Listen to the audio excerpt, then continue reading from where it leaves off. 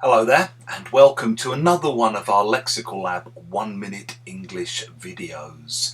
If you enjoy this video, please do subscribe to our YouTube channel and check out our website www.lexicallab.com to see more about the online English language lessons we offer. This morning in one of my classes we ended up talking about sci-fi, science fiction. And we were discussing sci-fi books we've read and sci-fi movies that we've seen. And one student started talking about a movie called The Stepford Wives. Now, I know that there have been two versions of this film. So I asked, do you mean the 1970s original or do you mean the more modern remake?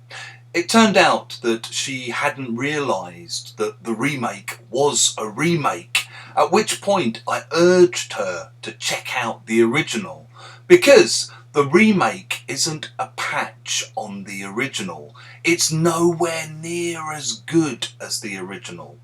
If you say that one thing or one place or one person isn't a patch on another thing or place or person, you mean that it's nothing like as good as the other thing.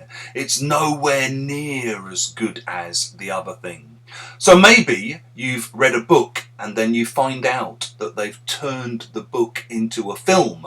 You finally get to see the film and you're very disappointed.